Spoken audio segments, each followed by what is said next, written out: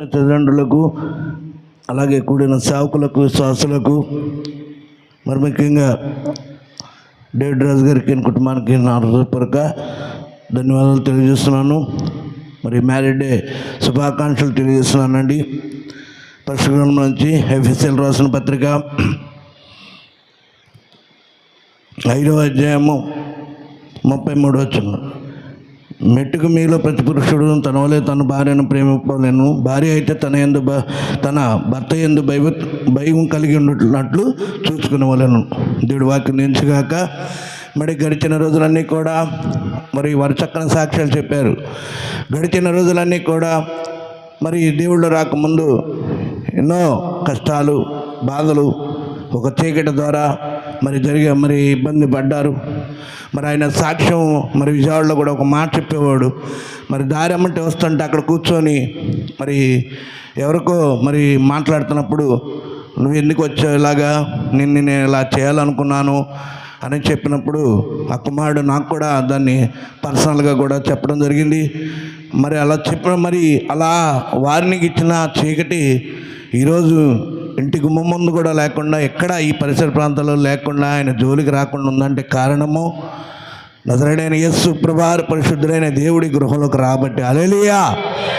వారి మధ్యలోకి మూడో పేటగా లేనప్పుడు మరి ఈలోక అంధకార శక్తి వచ్చి ఆ మూడో పేటని అంటే ఆ 3 ముళ్ళ బంధాన్ని తీసుకెళ్ళిపోవాలి, తీసేయాలని కచ్చగట్టి పగబట్టి తిరుగుతున్న సమయంలో క్రీస్తు సైన సంవత్సరం షాలేంరాజు ప్రియురాల్లో మరి కుమార్తె మారు మనసు పొంది జాన్సన్ గారి భార్య మరి నిజంగా ఈ రక్షణ నా వరకే ఉంటే చాలే అనుకోకుండా మరి తన సహోదరికి చెప్పడము, వారిని కూడా బలపరచటము, తీసుకురావటం అనేది చాలా గొప్ప ఆశీర్వాదం అండి. హల్లెలూయా.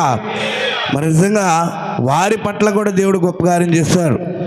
అయితే వీరు నడిపించే సమయంలో ఎన్నో అడ్లు ఆటంకాలు కలిగినా కూడా ఆ బిడ్డ భయపడకుండా అయ్యగారు చెప్తూ అమ్మగారు చెప్తూ వారి ఉపవాసాలు ప్రార్థనలు బయట ఎన్నో సంఘాలు ఉండొచ్చు, కానీ క్రీస్తు సైన సవాసు షాలేంరాజు ప్రియురాల్లో ఆత్మీయ తల్లిదండ్రులు ఉపవాసాలు చేస్తారు, దేవుని కృపను పొందుకుంటారు.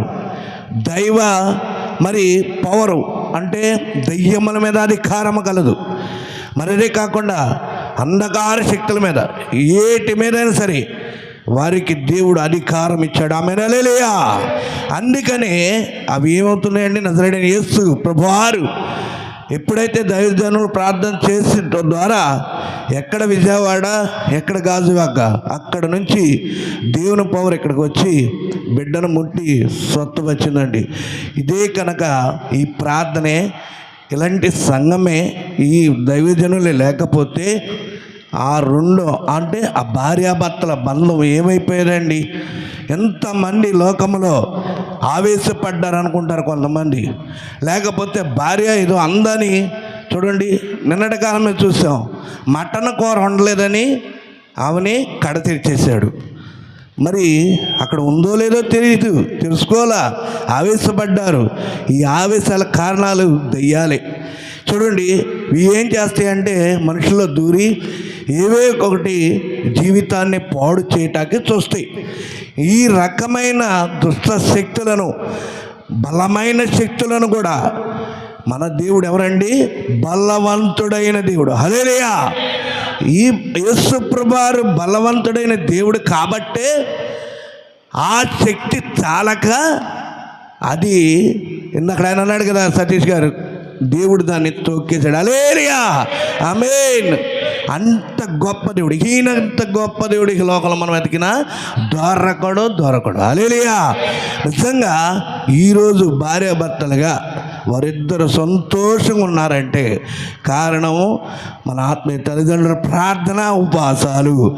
మరి ముఖ్యంగా యేసు ప్రభువారు నజరేయుడైన యేసు ప్రభువారు హల్లెలూయా ఆయన గృహంలోకి రాబట్టి అడుగు పెట్టబట్టి ఈరోజు వారిద్దరు కూడా 3వ పేటగా యేసు ప్రభువారు నిలబడి సమాధానము, ఐక్యత, సంతోషము, దీవెన, ఆశీర్వాదాలు ఇచ్చి, ఆయురారోగ్యాలు ఇచ్చి ఈరోజు చక్కని పని చేసుకున్నారు. వారి సహోదరులు కూడా దీవించారు. మరి అనేకగా మరి ఈరోజు ఈ కూటాన్ని ఇలా ఉద్యోగంగా చేస్తున్నందుకు చాలా చాలా సతీష్ గారి కుటుంబానికి ధన్యవాదాలు తెలియజేస్తున్నాను, వందనాలు చేస్తున్నాను. మరి అదే కాకుండా మరి దేవుడు అదే అన్నాడు చూడండి, ఇంకొక మాట చదివేసి ముగించేస్తాను. ద్వితీయోపదేశకాండము, దేవుడు మన పట్ల అనేక గొప్ప కీర్తన గ్రంథం 147 తన యందు భయభక్తులు గల వారి తన కృప కొరకు కనిపెట్టి వారి యందు యెహోవా ఆనందించువాడు. హల్లెలూయా. ఇప్పుడు చేయాల్సింది ఏంటంటే ఆయన కృప కొరకు కనిపెట్టుకోవాలి. అదే కీర్తన 147 కూడా మన ప్రభువు గొప్పవాడు, ఆయన అధిక శక్తి గలవాడు, ఆయన జ్ఞానముకు మితి లేదు. హల్లెలూయా. కాబట్టి ఆయన జ్ఞానవంతుడైన దేవుడు. అదే 108:5 సియోను నుండి యెహోవా నిన్ను ఆశీర్వదించును, నీ జీవితకాలం అంతా యెరూషలేముకు క్షేమం కలుగుట చూచెదు. ఆమేన్. హల్లెలూయా. మరి చూడండి, అదే 128:4 యెహోవా యందు భయభక్తులు గలవాడు ఇలాగన ఆశీర్వాదం. ఆరోగ్యం రావటం, దెయ్యం పోవటం, ఈ శక్తులు పారిపోవటం అనేది ఇది ఒక ఆశీర్వాదమేనండి. దీన్ని గమనించాలి. చిన్న సమస్య ఏదో ఉంది, దాన్ని గారు పట్టుకోవాల్సింది. అసలు ఇది ఉంటే అసలు ఇంకేదన్నా ఉండేదా? అసలు అది ఉండేది కాదు కదా. అంటే ఇలాగ దేవుడు మనల్ని నిలబెట్టి, అమ్మగారు చెప్తారే, ప్రాణములతో అయినా మనం దేవుడిని స్తుతించే భాగ్యాన్ని మనకు కలిగేశాడు. ఇందును బట్టి మనం సంతోషించాలి. హల్లెలూయా. ఎన్ని ఉన్నా యేసు లేనిదే సున్నా. కాబట్టి యేసు ప్రభువారు గొప్పవాడు కాబట్టి, ఆయన అధిక శక్తి గలవాడు కాబట్టి ఆయనకి సమస్తము లోబడితే సమస్తము వంగుతాయి. మరి కొర్నేలియా గారు అంటారు, వాళ్ళ అమ్మగారు చెప్పింది సాక్ష్యం, ఆయన వస్తే మేము తలదించుకొని పక్కకి వెళ్ళిపోతాం. హల్లెలూయా. అలాంటి గొప్ప మర్యాద ఇవ్వగలిగిన మర్యాదస్తుడు. సూర్యోదయములకు సూర్యాస్తమయం వరకు ఆయన్ని స్తుతించవచ్చు. Any time, any place, anywhere, any situation, నువ్వు ఎక్కడైనా ఉండు, ఏ విషయమైనా సరే యేసయ్యా అని నువ్వు చేతులు ఎత్తి అడిగితే ఆ టైంలో కూడా కాపాడుతాడు. అడవిలో కూడా కాపాడిన దేవుడు తెలుసా. మరి కరోనా టైంలో కూడా కాపాడిన దేవుడు యేసయ్యా. హల్లెలూయా. మరి కాబట్టి మా అంటే మా బామ్మర్ది గారు వాళ్ళ మరి ఆ మిస్సెస్ గారు ఏఎన్ఎంగా చేస్తుంది. వాళ్ళ మేడం గారికి కరోనా వచ్చింది.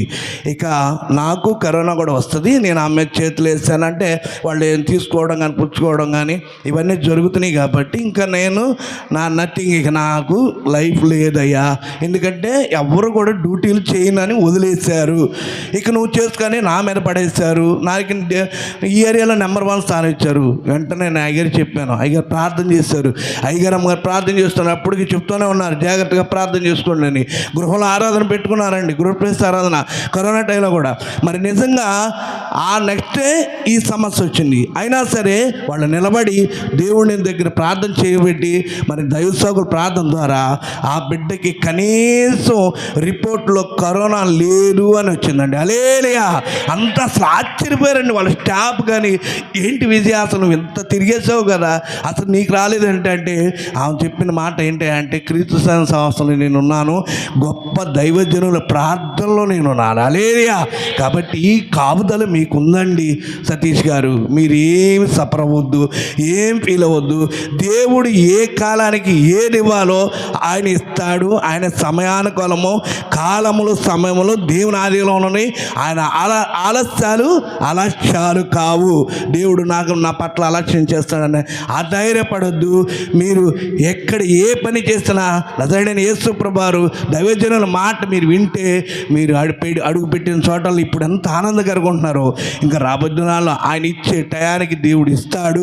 ఆ సమయాన్ని, డేట్ని అంతా కూడా ఆయన సిద్ధపరుచున్నాడు. కాబట్టి మన విశ్వాసంలో బలపడాలి. దేవుని యందు సంతోషించేవారిగా ఆయన్ని ఇంకా గొప్ప చేసి, ఇప్పుడు చూడండి ఎంత ఉద్యోగంగా కూడా పెట్టుకోవడం.